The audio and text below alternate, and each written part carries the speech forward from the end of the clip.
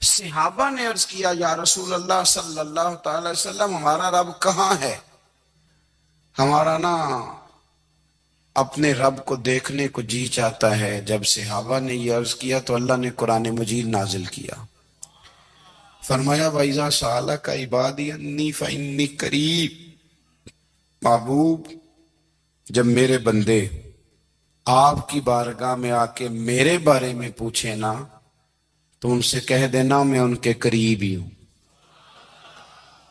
قریب ہی ہوں۔ دلیل کیا ہے؟ بھائی اذا دان، یہ جب بھی مجھ سے دعا مانگیں گے میں ان کی دعاؤں کو قبول فرماؤں گا، میں ان کے قریب ہوں، میں ان کے قریب ہوں۔ یہ جب بھی دعا مانگیں گے نا میں قبول کروں گا، میں ان کے قریب ہوں۔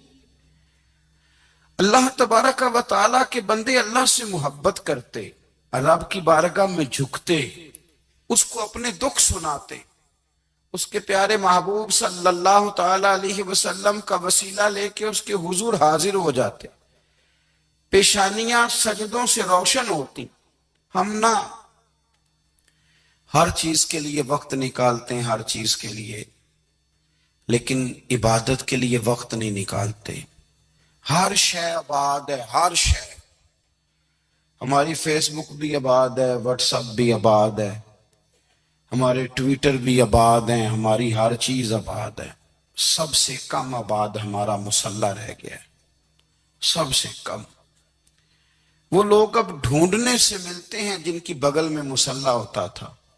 میرے بھائی، آپ کتنا کو دنیا کے پیچھے بھاگو گے تھکا دے گی، کتنا دولت کے پیچھے بھاگو گے تھکا دے گی۔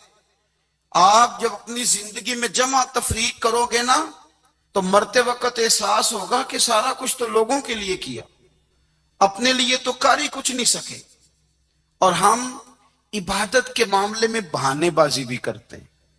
ہم کہتے ہیں اوخو رزق کمانا بھی تو عبادت ہی ہے نا، تو میں حلال روزی کے لیے جا رہا ہوں، یہ بھی تو عبادت ہے نا۔ میری طرح کے لوگ کہہ دیتے ہیں کہ میں سویرے اٹھ کے مدرسے میں کچھ اسباق دیکھتا ہوں تو یہ بھی تو عبادت ہے، میں بیان کرنے کے لیے مطالعہ کرتا ہوں تو یہ بھی تو عبادت ہے نا، اتنے لمبے سفر کر کے ملک میں دنیا میں گھومتا ہوں تو یہ بھی تو میں عبادت ہی کر رہا ہوں۔ اب اسپیشل نفلوں کے لیے وقت کس نہ نکلے، اسپیشل کر کے تسبیح میں کیسے چلاؤں، میں سارا کچھ ہم بہانے بنا لیتے ہیں نا۔ میرا سوال یہ ہے کہ یہ ساری باتیں صحابہ کو، نبی کریم کو، دیگر لوگوں کو بھی تو پتہ تھی نا، لیکن اب غور تو کریں، 23 سال حضور کو وقت ملا، مختصر وقت ظاہراً تبلیغ کرنے کے لیے، پوری دنیا میں دین بھی پھیلانا ہے۔ گھر میں 11 ازواج ہیں، 4 بیٹیاں ہیں، ان کی اولادیں، سارے کام کاج بھی دیکھنے ہیں، لیکن سیدہ طیبہ طاہرہ حضرت عائشہ صدیقہ رضی اللہ تعالیٰ عنہ فرماتی ہیں سارا دن تبلیغ کرتے، ہر غلام کے دکھ سنتے، گھر میں آتے تو اپنے گھر والوں کا خیال کرتے، کام میں ہمارا ہاتھ بٹاتے۔ قربان جاؤں، کہتی ہیں زمانہ سارا سو جاتا لیکن آمنہ کے لال مصلی بچھا لیتے۔ دنیا سو گئی، ساری سب سو گئے، جو خدام تھے، وہ جو غلام تھے وہ سو گئے۔ صحیح مسلم میں لفظ ملیں گے، سیدہ پاک فرماتی ہیں او میرے نبی کے غلاموں، میں نے یہ رنگ بھی دیکھا ہے کہ حضور نے اتنا کھڑے رہے، اتنا قیام کیا، اتنا قیام کیا کہ مقدس پیروں میں ورم آ گئے، سوج گئے پیر، اتنے بڑے۔ دل پہ ہاتھ رکھ کے نہیں بتا سکتا کہ میرے کبھی نماز میں پیر سوج گئے ہوں، کوئی نہیں بتا سکتا۔ بچوں کی روٹی کماتے تھک گئے بات الگ ہے، ہم سیر کرنے گئے تو تھک گئے بات الگ ہے، لیکن عبادت میں یہ بھی تو مسلم شریف ہے نا، یہ بھی تو دین ہے نا، یہ بھی تو حضور کی سنت ہے، یہ بھی تو وہ چیز ہے جو کریم کی آنکھوں کی ٹھنڈک ہے۔ سیدہ فرماتی ہیں پیروں میں ورم آ گئے، اور ساری رات ہی حضور نے نماز پڑھی اور ایک ہی آیت بار بار دہرائی۔ مسجد نبی میں بلال حبشی نے فجر کی اذان دے دی اور حضور ابھی مصلی پہ تھے، کریم فارغ ہوئے، میں نے عرض کی یا رسول اللہ صلی اللہ علیہ وسلم، آپ کے تو صدقے اللہ اگلے پچھلوں کے گناہ معاف کرے گا، تو آپ اتنی آہوزاری کیوں فرماتے ہیں؟ آپ تو شفیع ہیں، آپ تو انبیاء کے امام ہیں۔ تو حضور نے فرمایا عائشہ تم نے گنوایا ہے نا میرے اللہ کی مجھ پر کتنی رحمت ہے، افلا اکون عبدا شکورا، فرمایا اگر اس نے اتنی نعمتیں دی ہیں تو کیا میں اس کا شکر گزار بندہ نہ بنوں؟ میں شکر گزار بندہ نہ بنوں اس کا؟ پھر اگر اتنی نعمتیں اس نے دی ہیں، مجھے اتنا نوازا ہے، تو پھر میں اس کے سامنے سجدے نہ کروں؟ او میرے بھائی، بڑے قابل فخر لوگ ہیں ہم کہ ہم نبی پاک کے غلام ہیں، ہم قابل فخر ہیں کہ نبی کریم کے غلام ہیں۔ کیا کبھی اس غلامی کے شکرانے میں بھی 2 نفل پڑے کہ یا اللہ تیرا شکر ہے تو نے ہمیں حضور کا غلام بنایا ہے؟ یاد رکھیں کہ اپنی روحانی زندگی کو آباد کریں، استغفار پڑھیں، تسبیحات کریں۔ حضرت عبداللہ ابن عمر رضی اللہ تعالیٰ عنہ حضرت عمر کے صاحبزادے، مکہ مکرمہ میں ان کی قبر ہے۔ میں نے جب انہیں پڑھا تو مجھے ان سے بڑا پیار ہو گیا، لیکن آپ کو پتہ ہے وہاں جا کے کسی شخص کا مزار تلاش کرنا یا پوچھنا ایک مشکل کام ہوتا ہے۔ تو ایک دفعہ میں مکہ شریف میں حاضر تھا، تو ایک گاڑی والا ڈرائیور مجھے کہنے لگا کہ مولانا میں آپ کو جانتا ہوں، مجھے آپ سے محبت ہے، ایک بات بتاؤں آپ کو؟ میں نے کہا بتاؤ۔ کہنے لگے حضرت عبداللہ ابن عمر کی قبر دیکھنی ہے۔ میں نے کہا یہ تو نہیں کہہ رہا، یہ کسی نے بندوبست کرایا ہے، یہ اللہ نے تیرے دل میں بات ڈالی ہے، یہ ہو گیا تو لے چل مجھے۔ حضرت عبداللہ ابن عمر کو نبی پاک نے فرمایا تھا راجل صالح، یہ نیک بندہ ہے، یہ متقی آدمی۔ حضرت عبداللہ ابن عمر رضی اللہ تعالیٰ عنہ سیدنا فاروق اعظم رضی اللہ تعالیٰ عنہ کے صاحبزادے ہیں، اور ان کی ہمشیرہ سیدہ حفصہ رضی اللہ تعالیٰ عنہ حضور کی زوجہ محترمہ۔ ایک دن اپنی ہمشیرہ سے کہنے لگے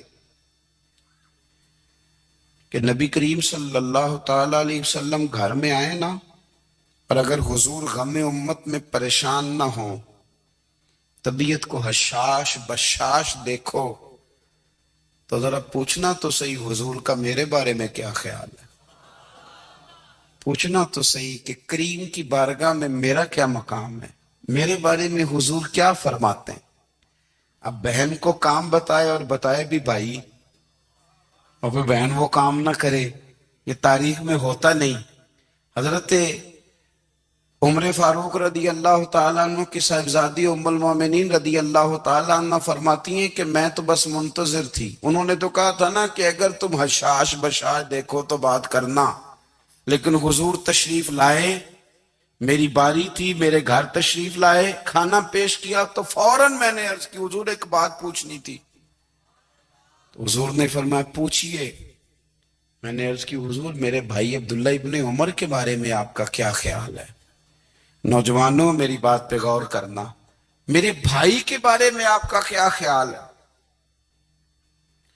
تو نبی کریم صلی اللہ تعالیٰ علیہ وآلہ وسلم نے میری طرف دیکھا، اور پھر حضور زیر لب تھوڑا مسکرائے، اور بریلی کے امام کہتے ہیں کہ حضور مسکرا دیتے تھے نا تو جو بڑا دکھی ہوتا تھا وہ بھی ہنس پڑتا تھا۔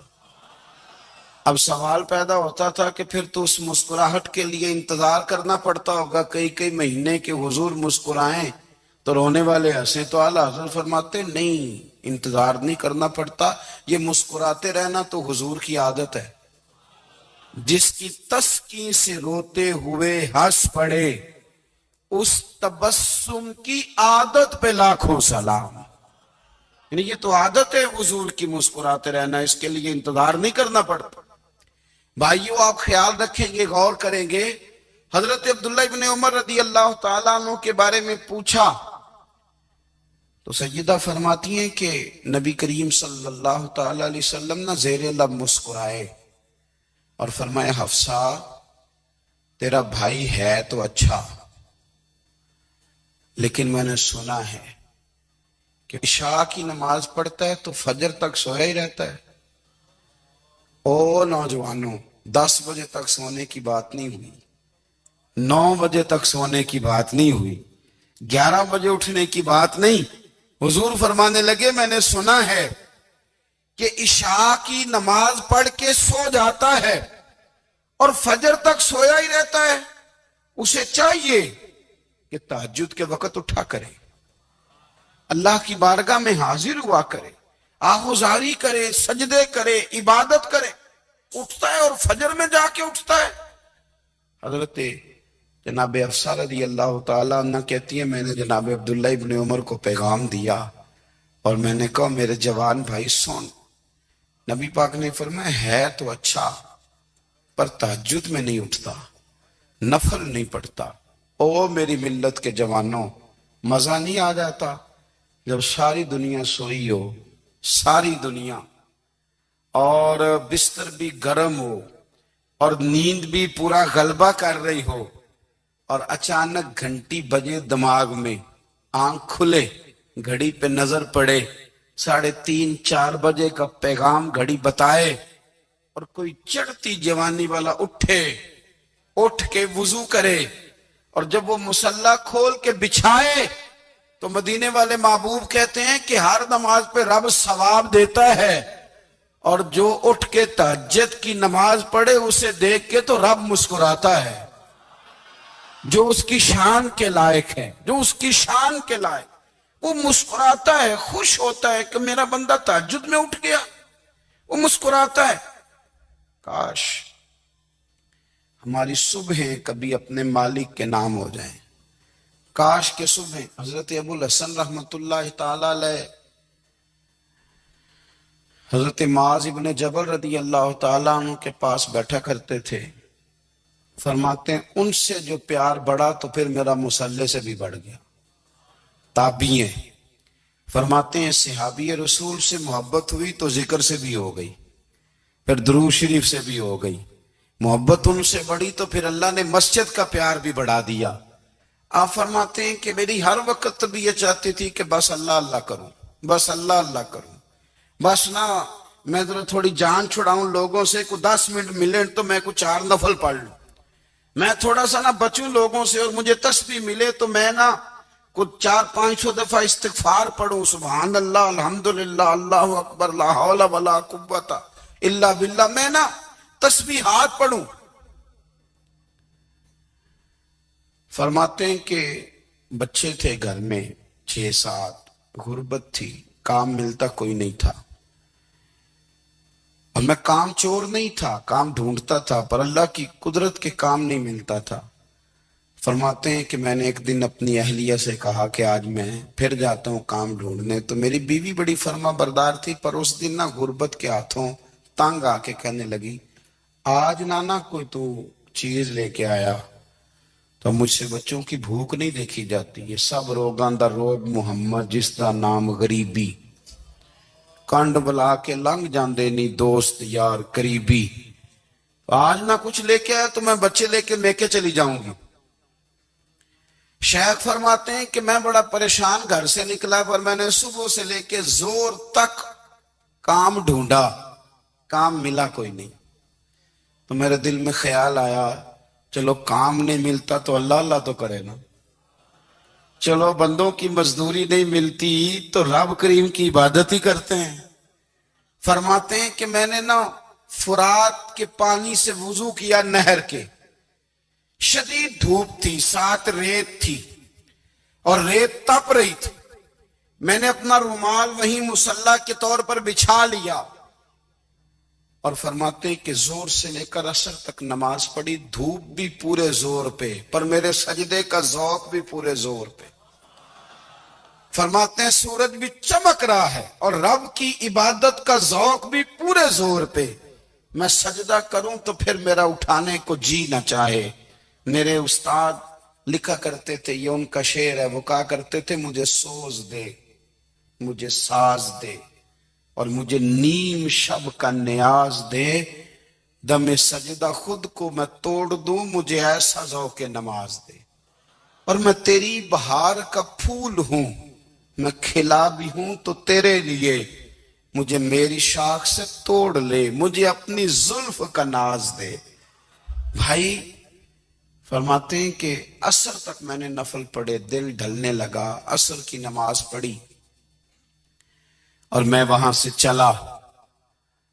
اب میں جب نکلنے لگا تو دل میں خیال آیا کہ چھوٹی چھوٹی دیواریں ہیں گھر کی، بغیر کچھ لیے جاؤں گا تو بیوی دور سے دیکھے گی تو شور کرے گی کہ پھر خالی ہاتھ آ گیا ہے۔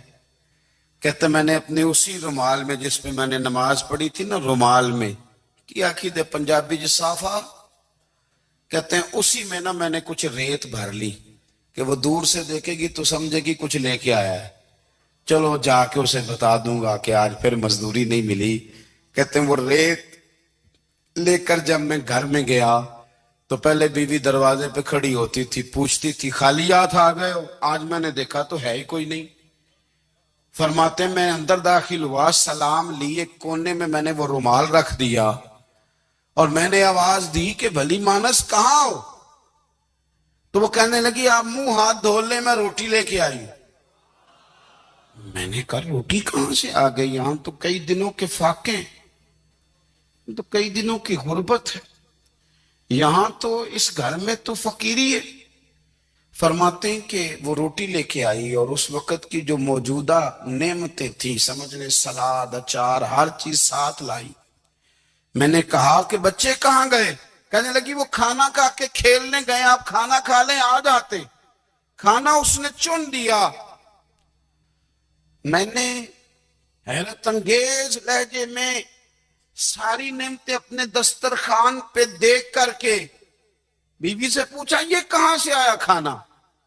بچوں کو تو نے کہاں سے کھانا کھلایا؟ یہ سارا کچھ کیسا ہے؟ تو کہنے لگی پتہ نہیں آج آپ کس کریم کی مزدوری کرنے چلے گئے تھے، پتہ نہیں کس کریم کی، میرے گھر میں تو اتنی نعمتیں آئی ہیں کہ مجھ سے سنبھالی نہیں جا رہی، اتنا اناج ہے، اتنا گندم ہے، کس کریم کے دروازے آج چلے گئے تھے؟ یہ کہتے کہتے وہ اٹھی اور اٹھ کر کے کہنے لگی پہلے بڑا کچھ آیا تھا، اب کیا لے آئے ہو؟ اور جا کر کے نا اس نے وہ ریت والا رومال کھولا، کہنے لگے میں تو لے کے آیا تھا ریت، تو میرے رب نے اسے بھی سونے اور ہیرے بنا دیا تھا۔ جب آپ کی توجہ اللہ کی جانب، میرے نبی پاک صلی اللہ تعالی علیہ وسلم نے فرمایا ہر چیز اپنے رب سے مانگ، ہر چیز مانگ، ہر چیز مانگ۔ یا رسول اللہ کیا کچھ؟ میرے محبوب نے فرمایا تیرے گھر میں نمک بھی ختم ہو جائے تو وہ بھی اپنے رب سے مانگا کر، تو مانگنا وہ تجھے دے گا، تو اس کی بارگاہ میں کشکول طلب دراز تو کرنا۔ اور ترمذی شریف میں عجیب لفظ ہے، رسول کائنات نے فرمایا، رب کریم فرماتا ہے جب میرا بندہ ہاتھ اٹھاتا ہے نا تو مجھے حیا آتی ہے کہ میں خالی کیسے لوٹا دوں اس کے۔ اتنے بڑے بادشاہ کی بارگاہ میں، او بھائی لوگوں سے عزتیں تلاش کرتے ہو تو وہ کیا تمہیں عزت دیں گے؟ وہ تو کل اچھا کہتے ہیں پرسوں برا کہنے لگ جاتے ہیں۔ لوگوں کے سامنے گڈ بک میں آنا چاہو گے تو وہ تو سویرے تمہارے بارے میں کچھ کہیں گے، شام کچھ اور کہیں گے۔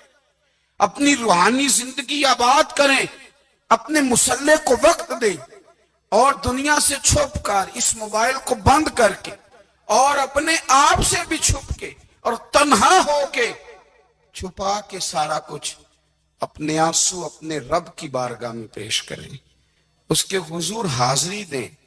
سنو نا ترمذی کی حدیث اور اسے یاد رکھنا، نبی پاک علیہ السلام نے فرمایا اپنے دکھ لوگوں کے سامنے نہ بیان کر دو، سیٹھوں نوابوں کو نہ بتاتے پھرنا، دنیا داروں کے سامنے جا کے نہ رونا کہ میں تکلیف میں ہوں۔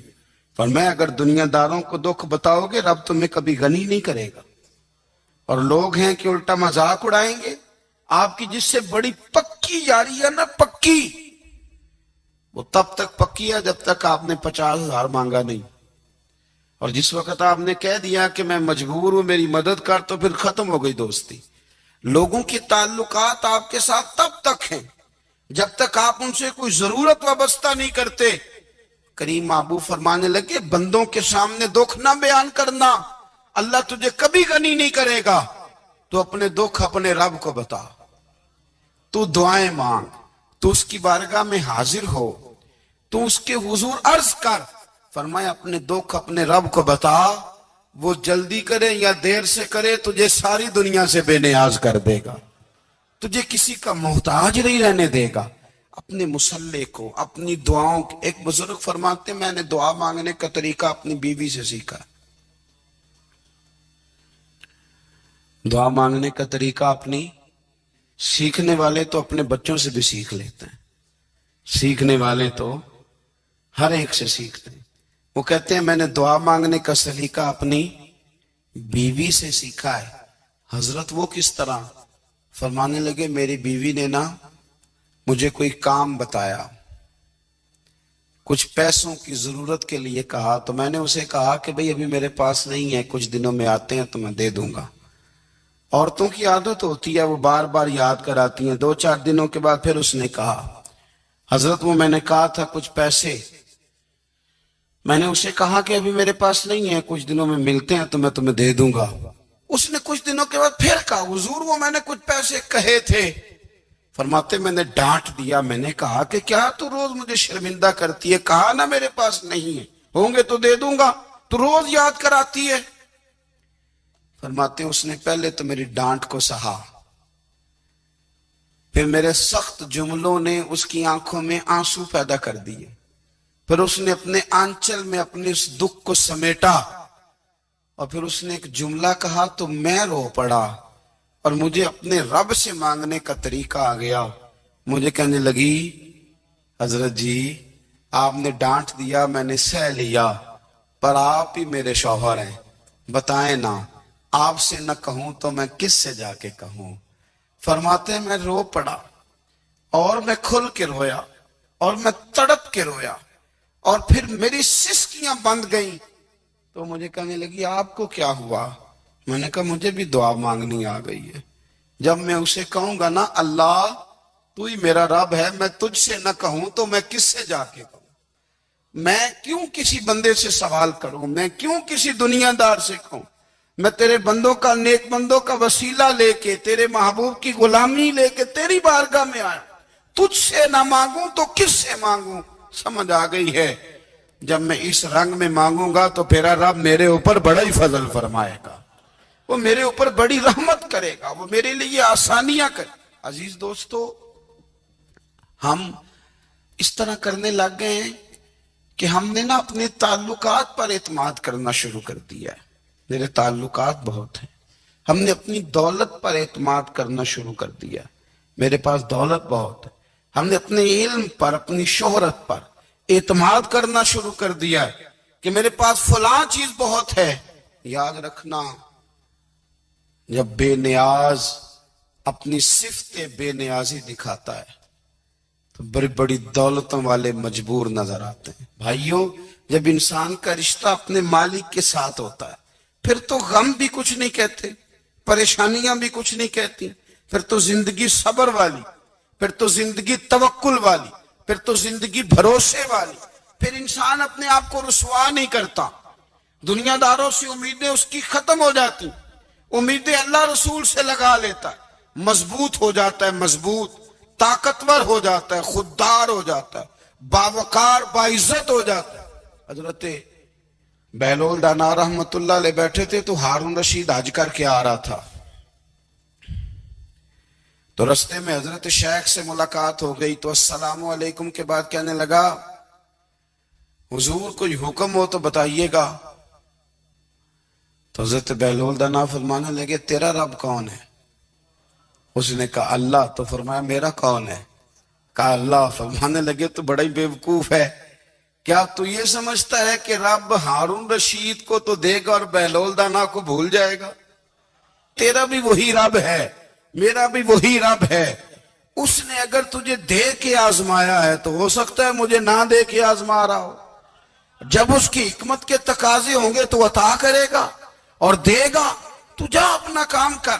بھائی اپنی روحانی زندگی، اپنی عبادات، اپنے وظائف، اپنے روزمرہ کے معاملات، اپنی دعائیں، اپنا استغفار، دیکھو کوئی مشکل کام تو نہیں، 2 رکوع ہیں سورہ واقعہ کے اگر رات کو پڑھ لی جائے تو۔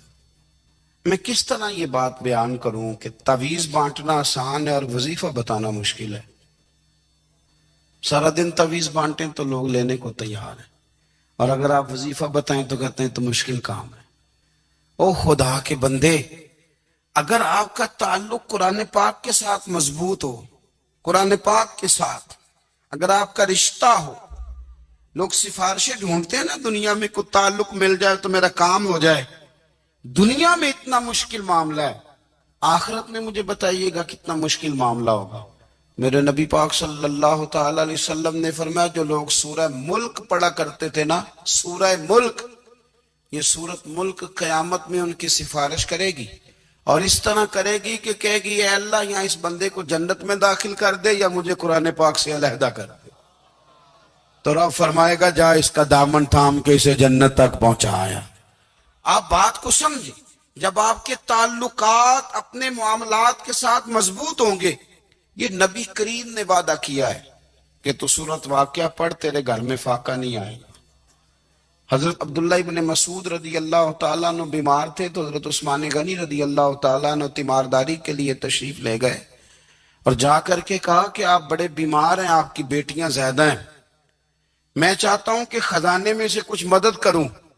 तो सैयदना अब्दुल्ला इब्न मसूद रदी अल्लाह तआला अन्हु उठ के बैठ गए और कहने लगे, अमीरुल मोमिनीन, अल्लाह आपको मेरी तरफ से, मेरी बेटियों की तरफ से बेहतर सिला दे। मेरी बेटियों को किसी खजाने की जरूरत नहीं, मैंने उन्हें खजाना दे दिया है। कहा जनाब आपने कौन सा खजाना दिया है, मैं आपके माली मामलात को जानता हूं। तो फरमाने लगे, अमीरुल मोमिनीन, मेरे नबी करीम ने फरमाया है जो सूरत वाक़िया पढ़े उसे कभी फाका नहीं आता, मैंने बेटियों को याद करा दी है, ये खजाना मैंने उन्हें दे दिया है। वो सारे वालिदैन सुने जो बेटियों के लिए परेशान रहते हैं। हजरत अब्दुल्ला इब्न मसूद नसीहत कर रहे हैं, फरमाने लगे मैंने सूरत वाक़िया याद भी करा दी है, पढ़ने की आदत भी डाल दी है। हुजूर ने फरमाया जो सूरत वाक़िया पढ़े उसे फाका नहीं आता। कहने लगे चांद तो अपनी जगह छोड़ सकता है, सूरज गिर सकता है, तारे टूट सकते हैं, पर मदीने वाले रसूल की बात गलत नहीं हो सकती। हुजूर ने फरमाया फाका नहीं आएगा तो इंशाअल्लाह कभी भी नहीं आएगा। करने का काम यह है कि हम अपने मामलात, अपनी इबादत, अपनी दुआएं, कभी 10 मिनट आदत हो जाए ना दुआ मांगने की अलहदा से रात को। हुजूर ने फरमाया जो फर्ज नमाज के बाद दुआ मांगे अल्लाह उसकी कबूल कर लेता है। नबी पाक सल्लल्लाहु ताला अलैहि वसल्लम ने फरमाया अल्लाह मुसाफिर की दुआ कबूल फरमाता है। हुजूर ने फरमाया अल्लाह मजलूम की दुआ कबूल फरमाता है। हुजूर ने फरमाया बीमार से दुआ कराओ अल्लाह उसकी दुआ कबूल फरमाता है। मेरे नबी पाक ने फरमाया माँ बाप जब भी औलाद के लिए हाथ उठाएं, वैसे तो बुल्ले शाह तो आसमानी उड़ दिए ही फड़ दें, जेड़ा घर बैठा उन्होंने बढ़िया ही नहीं। हुजूर फरमाने लगे माँ बाप जब भी औलाद के लिए दुआ फरमाए अल्लाह उनकी दुआ को कबूल करता है। आप अपना ताल्लुक बनाएं दुआ के साथ, इबादत के साथ, मुसल्ले के साथ रिश्ता बनाएं, इस्तिगफार पढ़ें। सलाहुद्दीन अय्यूबी सलेबी जंगों में थे, रात को मस्जिद अक्सा में नमाज पढ़ी तो परेशान थे। एक बुजुर्ग से मुलाकात हुई तो वो कहने लगे कि आप बड़े परेशान हैं। कहने लगे हुजूर परेशान इसलिए हूं कि पहले ही मुसलमान कमजोर है, अब मैंने सुना है दुश्मन का एक बहरी बेड़ा वो जंगी सामान से भरा हुआ आ रहा है, तो अब उनके पास और तलवारें और नेज़े आ जाएंगे, मुसलमानों के पास पहले ही वसाइल की कमी है, परेशान हो किस तरह करके मुकाबला करेंगे। ये बात कहते ही सलाहुद्दीन अय्यूबी ने बुजुर्गों से कहा हुजूर आप भी दुआ करना, दुआ की बड़ी ताकत है। मेरे नबी पाक ने फरमाया दुआ मोमिन का हथियार है, दुआ मोमिन का। हुजूर ने फरमाया तकदीर को सिवाय दुआ के कोई चीज नहीं बदल सकती। दुआ मोमिन का हथियार है, ये काफिर के पास कोई नहीं, ये हथियार है मोमिन का। अल्लाह करे आपको समझ आए, फिर सुने कई बार कह चुका हूं, ये हथियार है। काफिर के मुकाबले में जो तेरे पास सबसे बड़ा हथियार है वो दुआ है। دعائیں کرانی چھوڑ دی، کرنی چھوڑ دی، لینی چھوڑ دی۔ حضرت سیدنا انس بن مالک رضی اللہ تعالیٰ عنہ فرمایا کرتے تھے میں نے وہ